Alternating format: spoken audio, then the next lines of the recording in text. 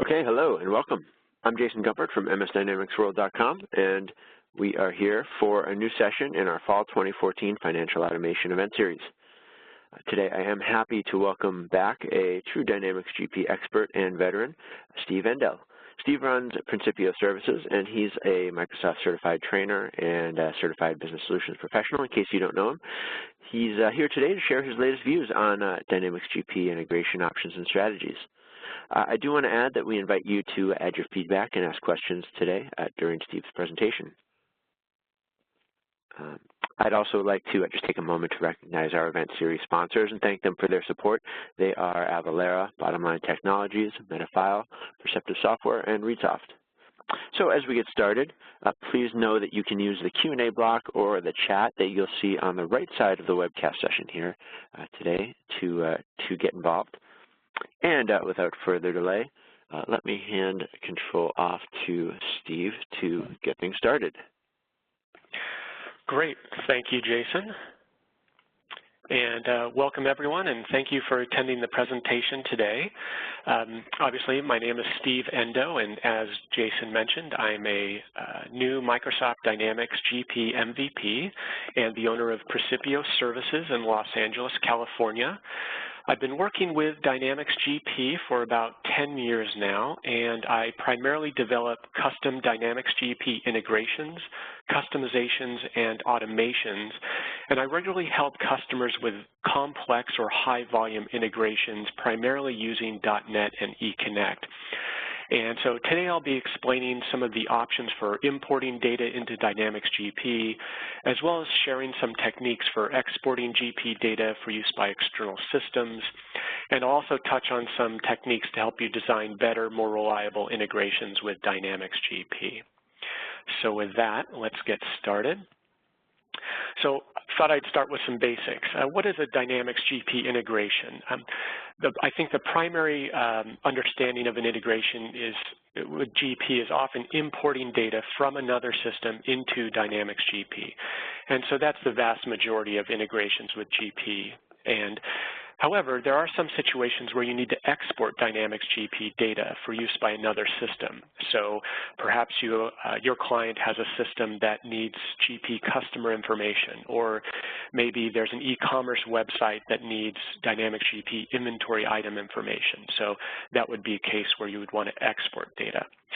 And then there's also a situation where you may want to coordinate events in Dynamics GP with another system. So perhaps when an order ships out of Dynamics GP, you want to update a website, or you want to send an email notification, or you need to tell another system that that's occurred. So that's another use case for an integration. So why integrate with Dynamics GP?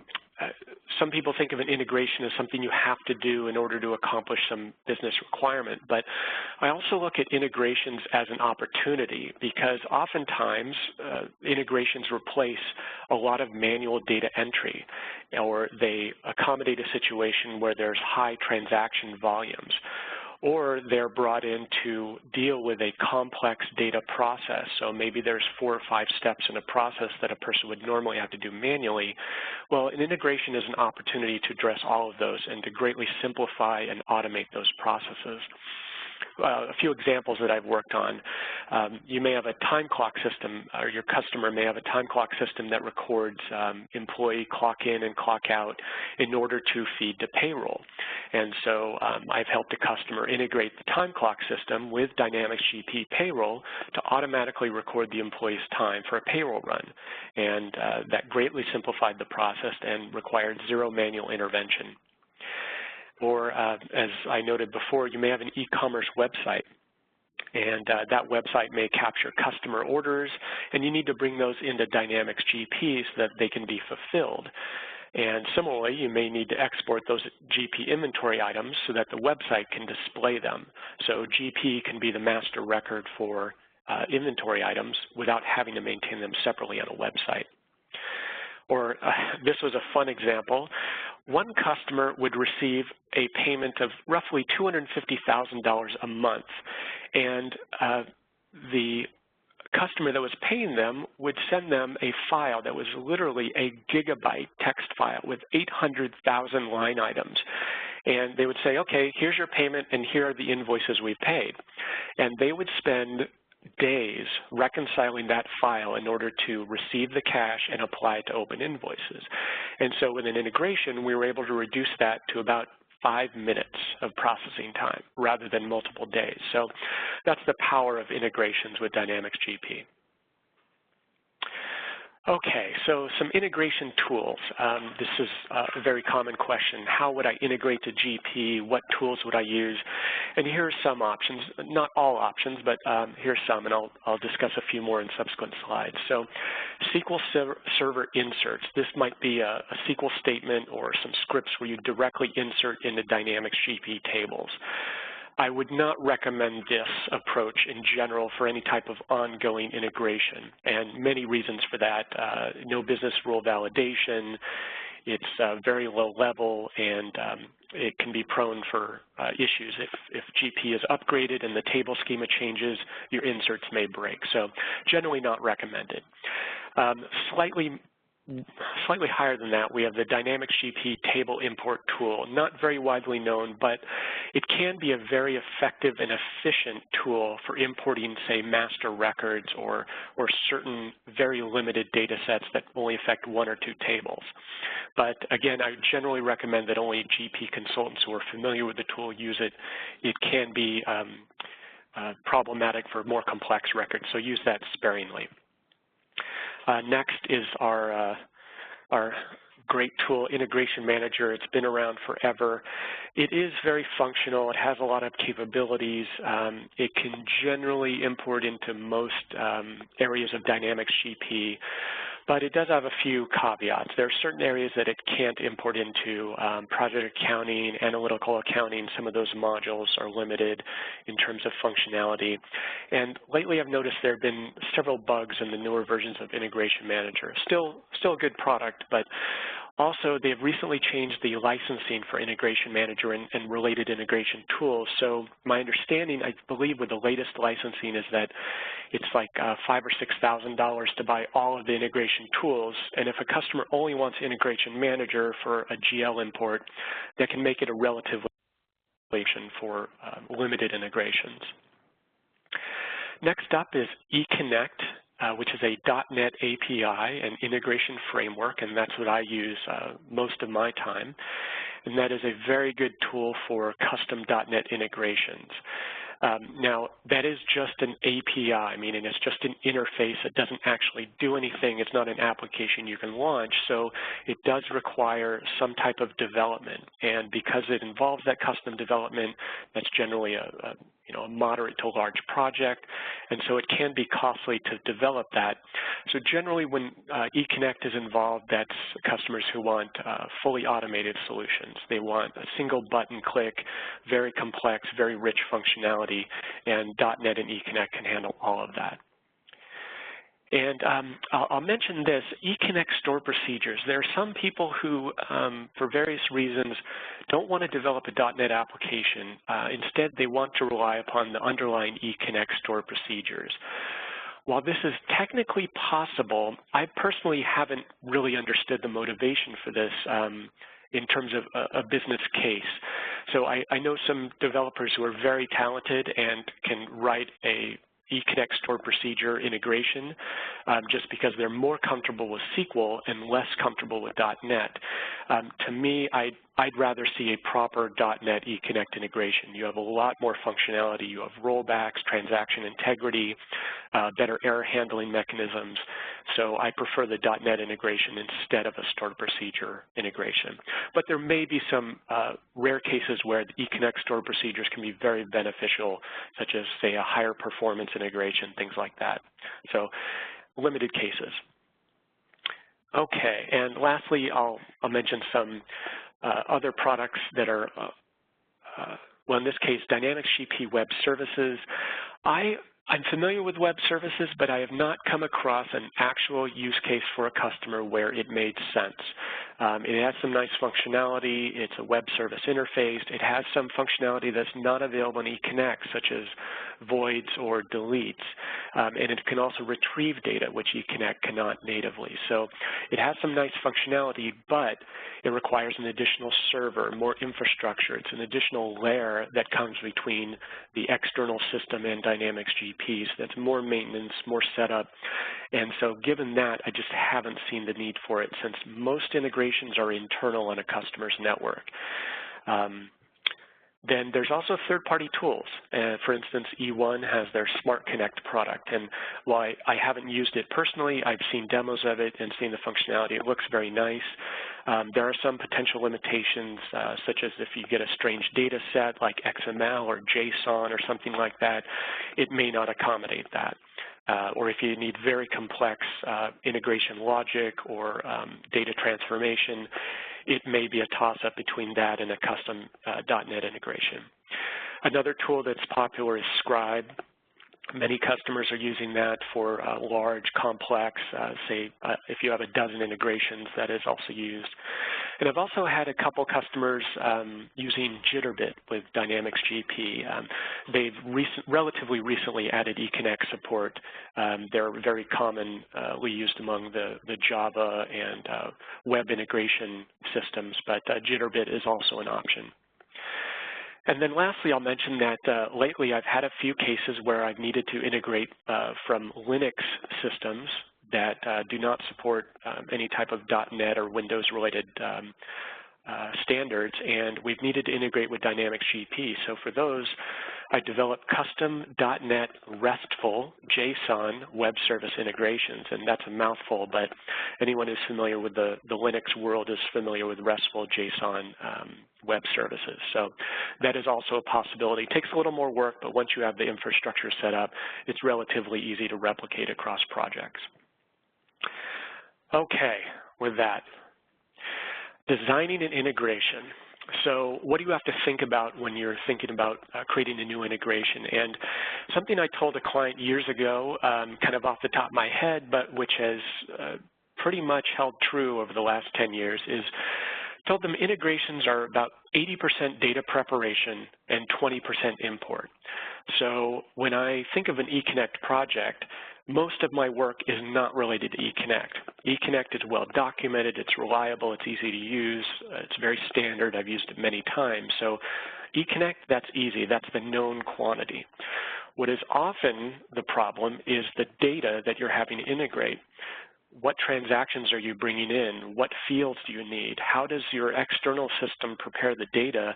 And how are you going to map that into Dynamics GP? So there's often some gaps there that you need to fill in, and those can be much more complex than figuring out how to import that data into Dynamics GP. So I generally warn that a lot of the work is upfront work for designing and getting the data ready, and the last final stretch of importing in a GP is relatively easy.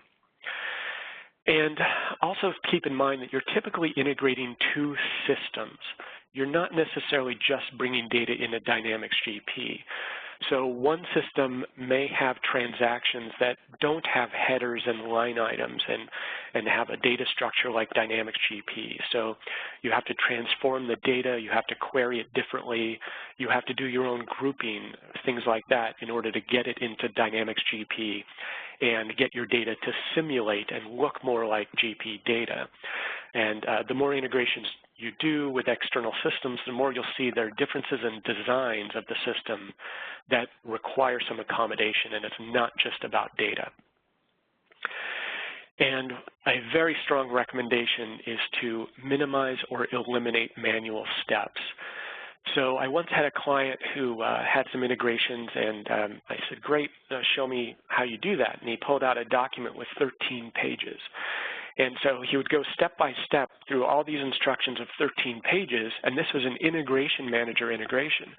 And I got dizzy after a few pages, and it was very involved. So integrations are an opportunity to eliminate all of those steps. And even if you don't know how that can be done, check with someone, and oftentimes you can just write a little bit of a script, or you can write a little bit of code, or do things a little differently to automate those processes. in general, I try to minimize any manual intervention if at all possible. And so related to that is avoid multiple stages or steps. I'll see things like, okay, open this file in Excel, remove these columns, add these columns, change the column headers, reformat this data. All of those steps can technically be done using scripting, code, or an integration tool. So those are all opportunities to eliminate additional steps in the process.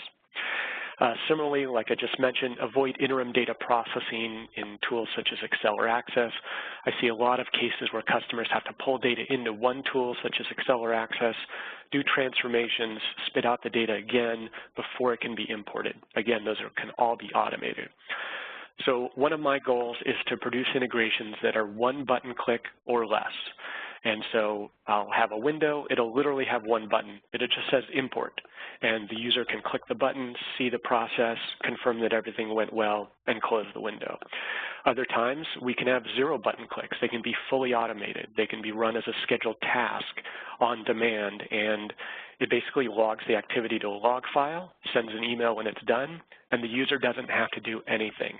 And that would be the ultimate goal. That's my standard for a really good integration, is as little user involvement as possible. Okay, so this is generally a standard process for creating an integration, and if you've done integrations before, these are probably very familiar. Identifying your records or transactions to import, and oftentimes this may not be as easy as you think. You may think, okay, great, we understand the business requirements, let's build the integrations, and then the customer says, oh, well, wait a minute, what about this scenario where we have this different type of customer and it needs to be handled differently? So those types of requirement gathering steps are pretty critical, and for simple integrations, you know, importing GL transactions, not as a big deal, but for a more complex or involved integration with multiple moving parts, identifying those records or transactions that need to be imported can be a little trickier than you might think. Mapping source fields to Dynamics GP fields, generally straightforward, except in cases where, say, an external system has a field that doesn't obviously map to GP or vice versa.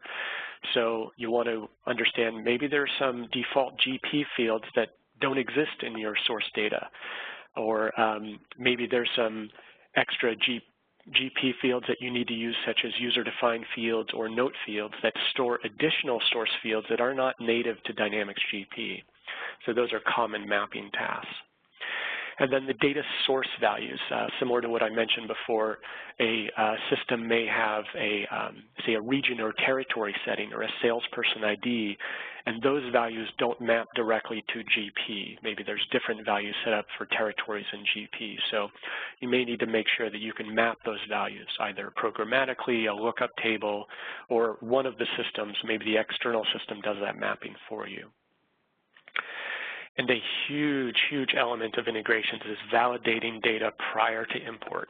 If you've ever run an integration manager integration, you're familiar with the errors that pop up that, you know, this data didn't work or this transaction didn't import. And so you may go through and have to wait for it to finish, and 10 transactions failed, and you have to figure out how to fix that. So in general, whenever possible, what I like to do is I like to validate the data before I even attempt to import it. And if there are 10 errors, I want to find those errors first, let the customer know before I even bother to integrate. And this is additional work, but I found that it saves a lot more time than having the customer see these complex or bizarre technical errors pop up because GP didn't like a value. So I find in general it reduces complexity to validate data prior to import. Then of course you have your code or your tool to actually import the data, and next you want to handle exceptions.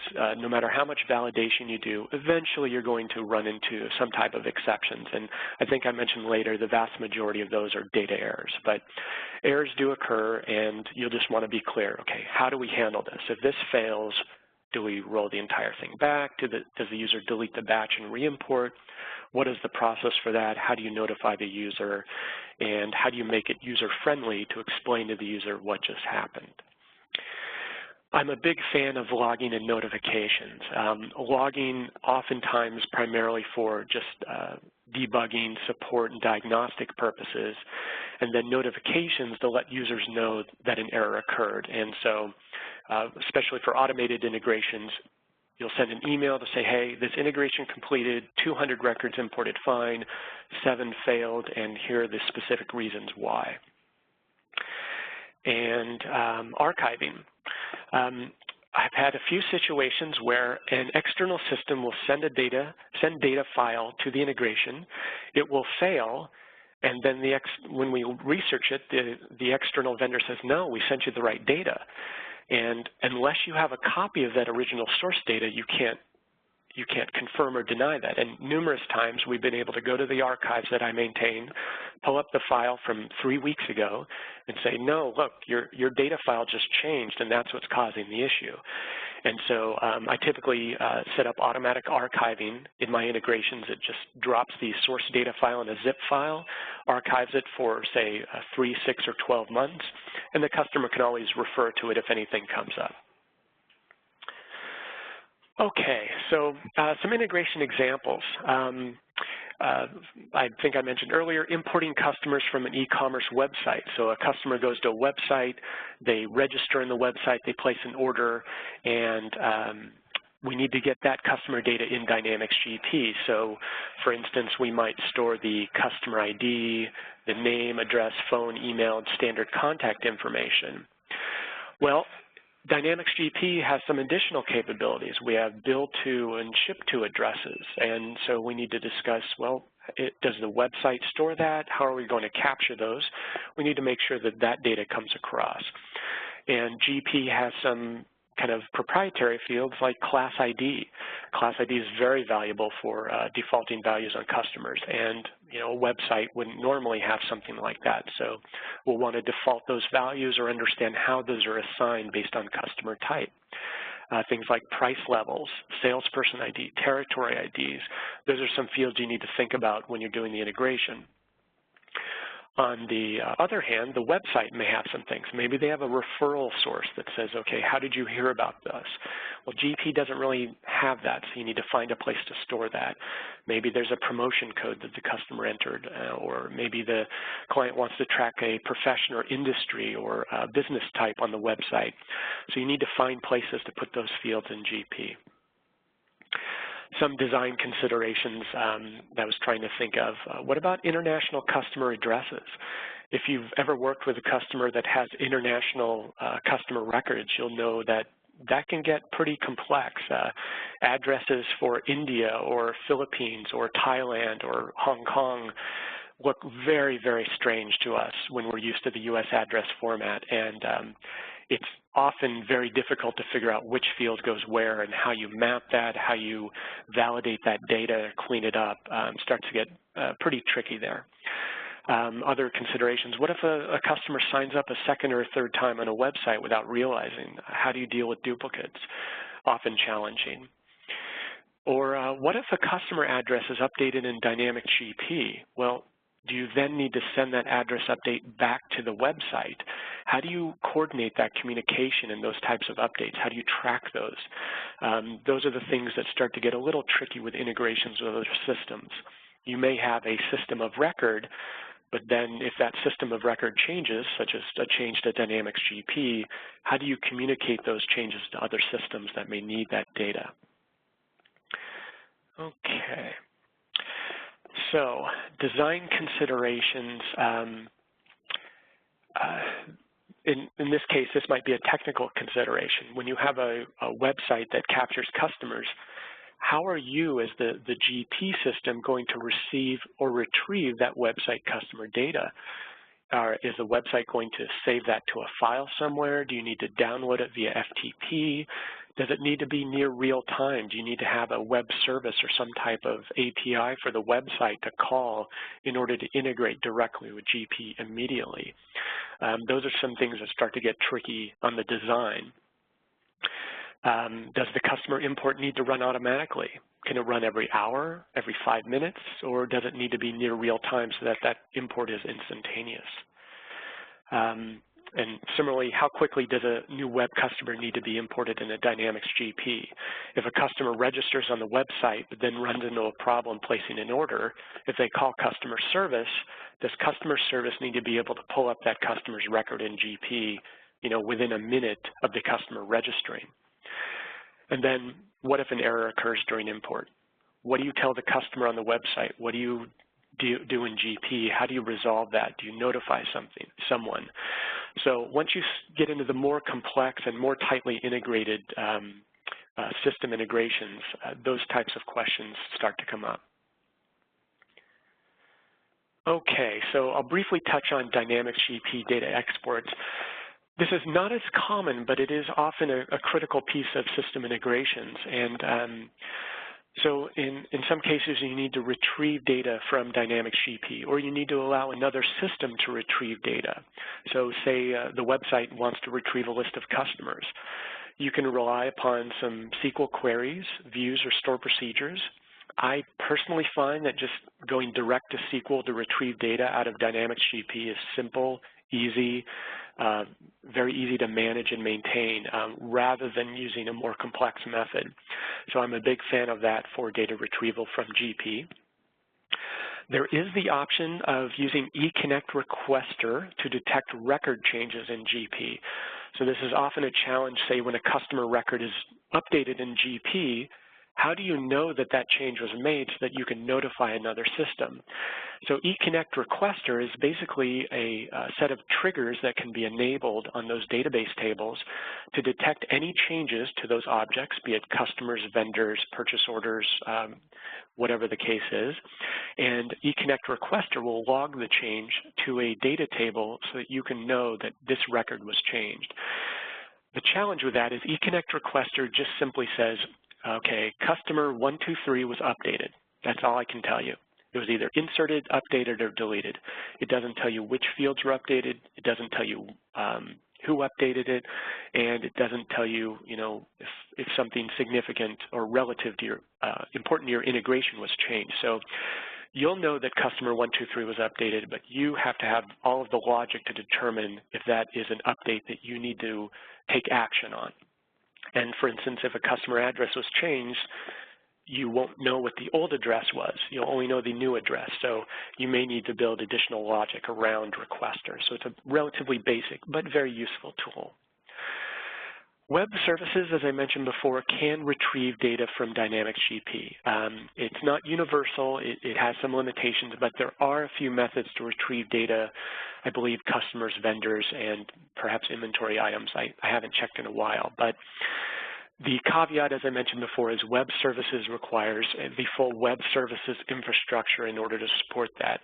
So I find personally that a SQL approach is much simpler, much cleaner, no additional infrastructure, and everything from integration manager to Smart Connect to a .NET eConnect integration, and even an external system can often perform SQL queries. So the simplest solution I find is generally SQL. So that's retrieval of the data. Well, what if a system needs you to automatically export data from Dynamics GP and serve it up as a CSV file? So in this case, the best solution I've found is I have a .NET export application that I use. I developed it many years ago. It's relatively simple. It's very reusable. And it basically accepts a SQL command or a store procedure and says, great, I'm going to run this query, I'll retrieve all the data, and I'll automatically export it out as a CSV file. It's a very simple thing to do for a .NET developer, and it's very flexible because you just change the SQL query and you can reuse it for some other purpose, and it can support multiple SQL queries. So that's been my solution for exporting data. Now, I've had a few requests where they say, well, we want to export the data, and then we need it automatically uploaded to an FTP site. And so same deal, the .NET application can automatically upload to FTP sites or secure FTP sites, not difficult for a .NET app to do. So that's been my solution. I'm sure there are many other approaches, but you basically want to find something that's simple, easy, and maintainable for your organization. There is technically the option to do something via command line using the SQL BCP command or the SQL CMD command. I personally haven't done it just because I'm not a huge user of BCP or command line SQL query tools. So definitely possible. It seems it's technically possible, but it requires a little more involvement at the lower level command line and perhaps a little more limited capability. So I haven't really explored that personally, since the .NET just works better for me. And of course, there's the export option via SmartList or Excel reports, and the Dynamics GP functionality around SmartList and Excel reports, and I believe with GP 2015, they're expanding the live data reports for Excel, and so those may become a more popular approach for getting data out. But for systems that need to consume a data file like a CSV file, I think those are still limited, and that would require manual intervention to run the report and then manually export the data. So those are not necessarily great options for automated solutions. And lastly, if you need to send the data, maybe you need to save to a network share, maybe you need to FTP the file, or maybe you need to expose the data via web service for, say, an external website to consume. Those situations often require scripting or development using a tool. So that gets a little more involved, and I haven't yet found a great way to do that using any standard GP capabilities. Okay, so reliability and flexibility, two huge factors with integrations that I develop. With an integration manager, integration maybe not so much of an issue, but with anything that's more complex or needs to be automated, certainly automated and especially high volume, reliability and flexibility are critical. So I had a customer that imported just thousands and thousands of transactions continuously, and a 1% error rate was just completely unmanageable. If they had a 1% error rate, they would have hundreds of transactions a day that they would have to deal with manually. So we had to reduce the error rate and increase, have automated error handling that would bring that down to, say, 0.05% error rate. So with high volume integrations, you need to have a lot more robust integrations. So reliability, I mentioned data validation. If you can pre-validate the data and identify errors up front, you will eliminate a problem during the integration that requires more effort to resolve. Exception handling. When you do run into the inevitable error, how do you handle that? Is there any way to automate the resolution of that error and avoid human interaction or human involvement in resolving that problem? You need to automatically reprocess records that have errors, maybe retry every hour or every 24 hours so that a user doesn't always have to step in. Maybe the financial period was closed and a user remembered to open it the next day. So you'll retry to import that transaction and it'll succeed now that the period is open. Those types of things, if there's any way to automate that, I would recommend it. And reliability, again, is essential for automated integrations. The whole point of automating is to minimize user involvement, so making it reliable is key so that they don't have to get involved for support and maintenance. Flexibility is a little more challenging. You can try to consider or anticipate potential changes, but you can't anticipate the future oftentimes, so this can be very difficult. And the con to considering potential changes in the future is that you can over-engineer integrations. And if you start to say, well, what if we have this scenario? What if we have that scenario? What if in 2 years we double our volume? Well, we need to bake all those things into our integration now. Well, then you could double and triple the cost of your integration for future capabilities you may not need. So in the case of .NET integrations, application design is very important. And so if you design your integration well, it can be very flexible. It can expand, it can be extended, and it can accommodate those changes. Having been through this process, I've had a few integrations where I designed it very simply and it was not able to accommodate future changes. So I admit I've had to rewrite 1 or 2 integrations just to accommodate some significant changes that occurred over the course of the integration at a company. So it's not fun to do, so I'd recommend, if at all possible, architect your applications and design them well when you're doing high volume or large integrations.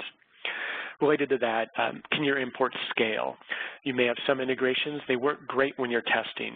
They work great the first month or two, but after a year or 2 years when the integration volume has doubled or tripled, they really start to suffer under that weight, and you may need to redesign them. You may need to add indexes on your integration tables.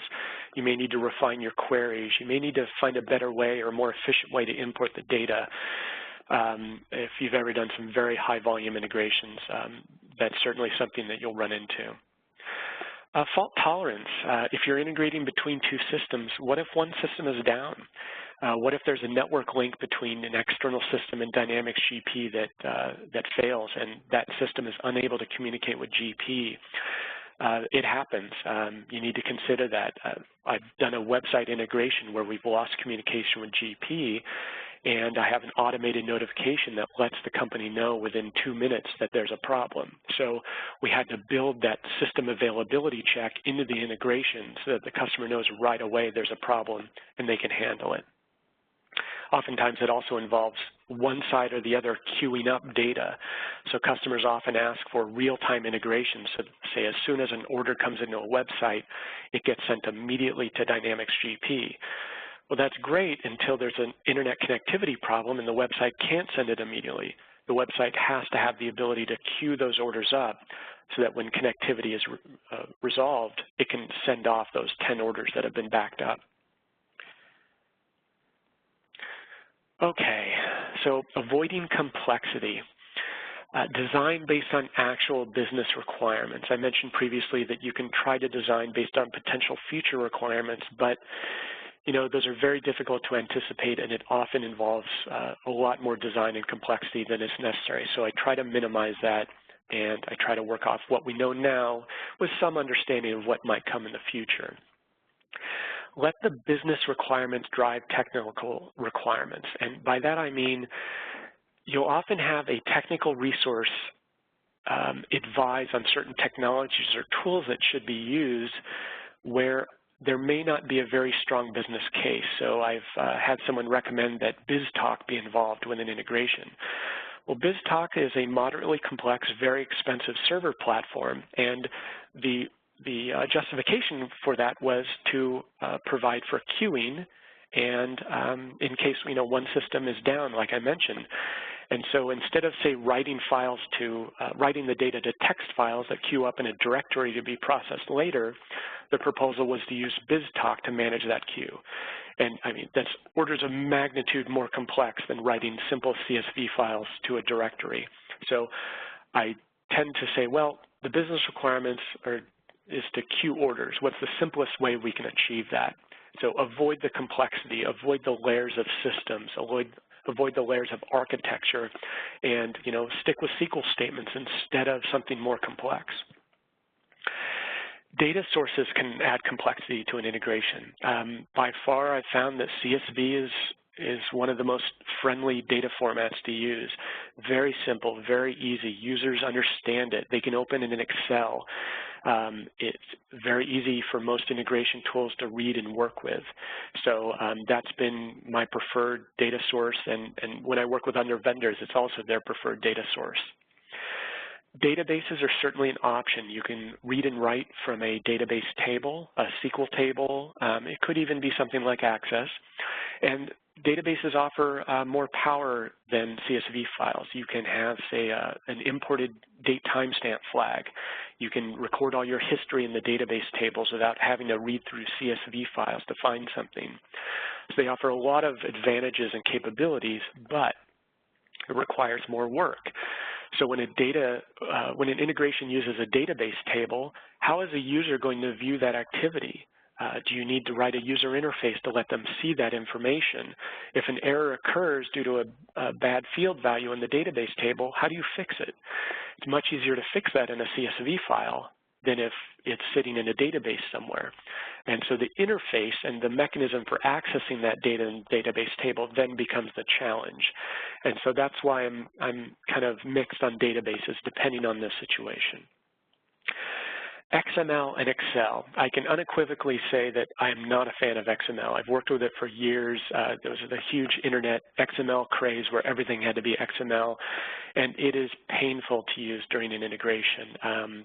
It had a lot of theoretical promise when it was developed, but the reality is that there is no real XML standard for custom data integration, so you have to make your own, and it just is much more complex to parse XML than it is to read CSV or databases. So having been there and done that, I do not recommend XML.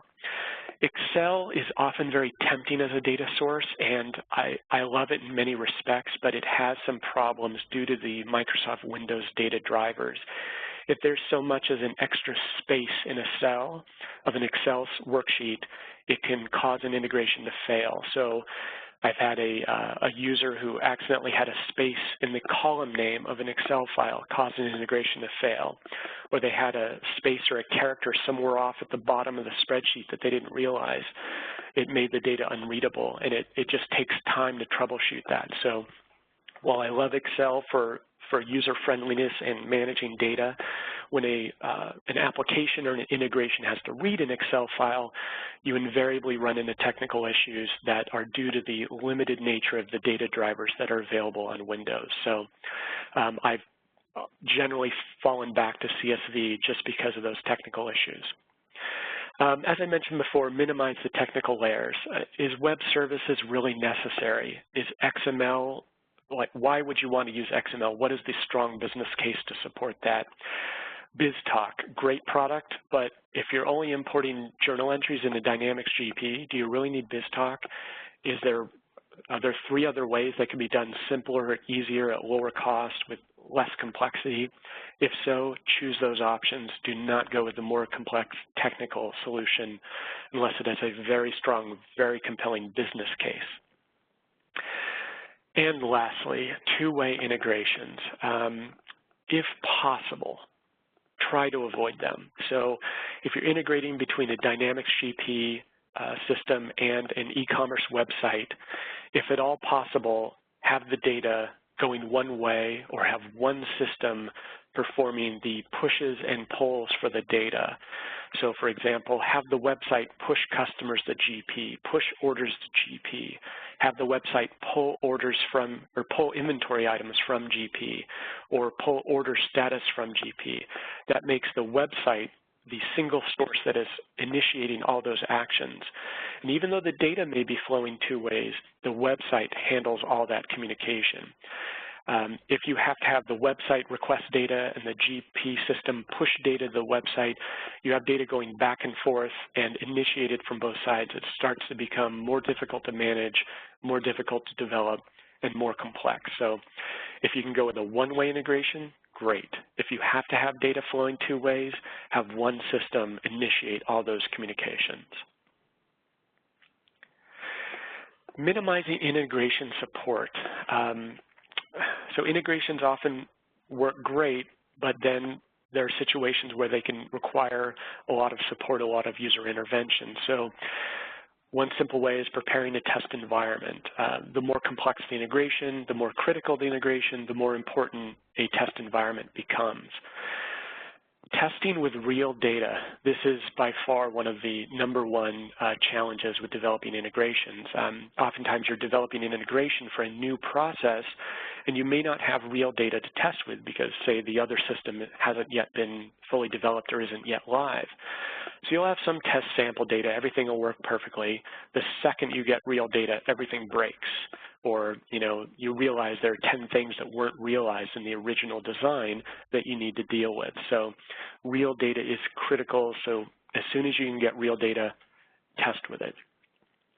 Develop use cases if possible. So what if the data comes across like this? What if we have a different customer type? How do we handle that? And just going down the list and documenting those scenarios of how the data is going to be handled, the more you can do that, the more you can anticipate those situations, those problems, those potential data issues that may come up in the future. Often challenging because you just don't realize what those scenarios are for a new integration, but whenever possible, try and document some use cases. Utilize logging. Mentioned before that I do that frequently. Logging is just a standard thing I do. Every integration, I have an automatic logging method in my .NET code, logs everything I do. So whenever we're testing and integrating and debugging and troubleshooting, I just say, send me the log. And it's a daily log or a weekly or monthly log. I can see everything that's occurred. I always have as mentioned next, error handling and exception handling, so I can see whenever a problem occurred, it gets logged, and I know where the problem resides at least. I may not know the cause of the problem, but I know where to look for the problem. Handling exceptions automatically if possible. A lot of times it becomes very difficult to handle those automatically, but sometimes I found you can say, okay, here's a workaround. If this error occurs, here's how we're going to handle that and minimize user intervention. Email notifications, great tool. Use it regularly. At the end of an integration or maybe at the end of the day, a summary is sent to the user to say 100 transactions imported, so many errors, here are the problems, here's what you need to follow up on, here's what was successful, and here's your dollar total that you should be able to tie with the batches that got imported in a Dynamics GP. And those are very simple to do in code and make users' lives much easier because they can instantly tie out what happened. They're not asking questions and wondering whether everything went well. And I found that after an integration is live and stable, nearly all errors are due to data issues. So an integration runs fine for a year, and I'll get an email from a customer with an error, and it may be some bizarre technical error, data not found, index incorrect, some technical .NET error, but invariably it's due to some type of new data issue that we haven't encountered before. Maybe some field that's always been populated, maybe that's blank all of a sudden. Maybe some new value was added to an external system and we don't have a mapping in GP. But just 99% of the time, I can just say right away, this is some type of data issue. So if an integration has been running great for a year, no code has changed, nothing has changed about the integration, about the only thing that changes is a data issue or an environment issue.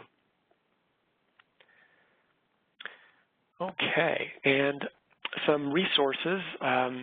I and a colleague run a blog or post to a blog called Dynamics GP Land. And so Christina Phillips and I are both Dynamics GP MVPs, so we post to the blog regularly. So you can check that out and add to an RSS feed or whatever mechanism you want. All of those blog posts are also republished on Twitter, so you can follow me on Twitter in case that's more convenient. In case you need any assistance with integrations, a great resource is the Dynamics GP community forums. There are several MVPs who monitor those forums regularly and jump on those posts and give some great responses. A lot of people are very active in that forum community, so I'd highly recommend that. And there is a Dynamics GP user group organization, GPUG.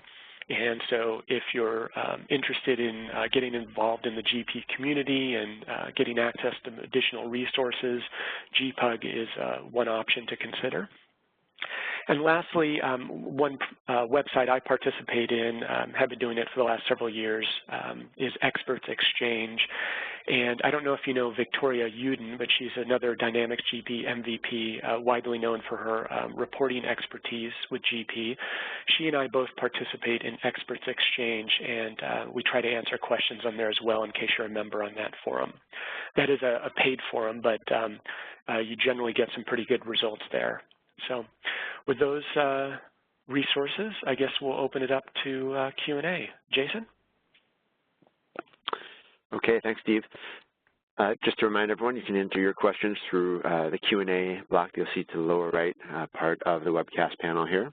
And we do have a couple of questions that have already come in. We'd also love to hear from you, too. So, Steve, Richard asks, what's the best way to move or upgrade an IM integration to the latest version of GP? In my experience, the IM integrations generally upgrade very smoothly, and I basically just migrate the integration manager database from one version of IM to another.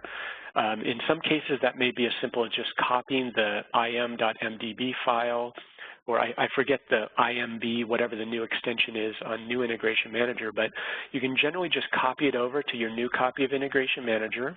You'll go into the IM Options menu and then select the new path or the file name of that Integration Manager database. If you're upgrading from an older version of IM, say IM9 to GP 2013, there is an additional step to, I think they call it convert or migrate that database, but it's very simple, straightforward. It just creates a new copy of the database with a new name, does whatever internal changes of the database are required, and it seems to work just fine. So I personally haven't had any issues. It's a very simple process to copy the file. All right. I want to just make a note. We've had several people asking about access to the slides, access to the recording. We are recording today's session. We will be making it available online, and we'll send an update on that soon after the session ends today. In regard to the slides, Steve, there have been several requests. Is there a way you prefer to handle that, either through direct email, or can we expect a copy of those? Or Yes, I'll send you a copy of the slide deck, and I don't know if you have a web page to post them at, but I can. I'll give a copy to you to post. I can post them on my blog as well, in case anyone is interested in them. Be happy to share those. All right, excellent. Yeah, definitely some interest on that. A question here from Philip: have you ever considered using code on a spreadsheet with Continuum to populate transactions?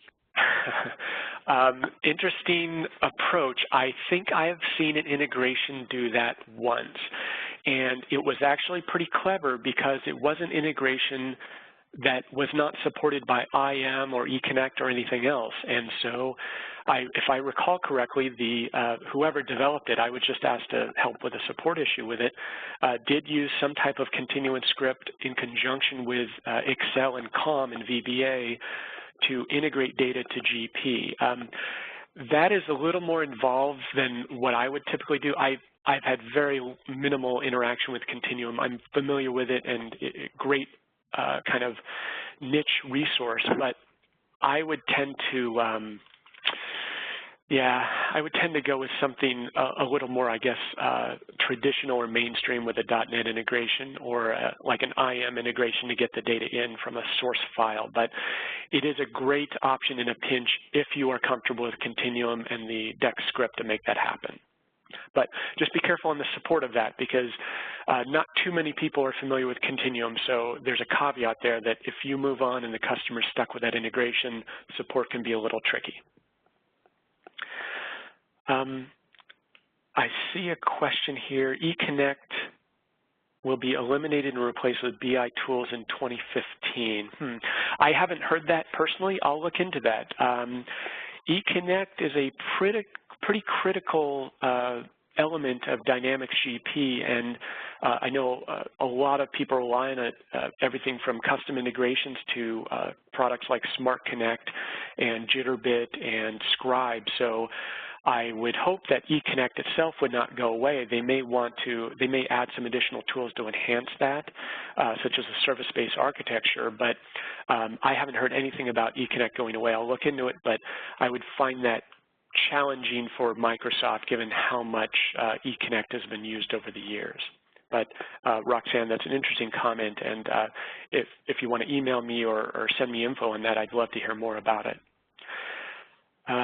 From Chris, how do you think the new service-based architecture will affect custom integrations? I have heard of service-based architecture, but I admit I have not yet spent enough time with 2015 to look into it. I'm looking forward to attending the Reimagine conference in November and learning more about it, attending those integration sessions. And also, I believe I saw some blog posts about service-based architecture, developing against it and troubleshooting it. So I do need to look into that more. But my hope is that eConnect, due to its simplicity and more direct integration method to GP, will continue to be supported indefinitely just because of its simplicity.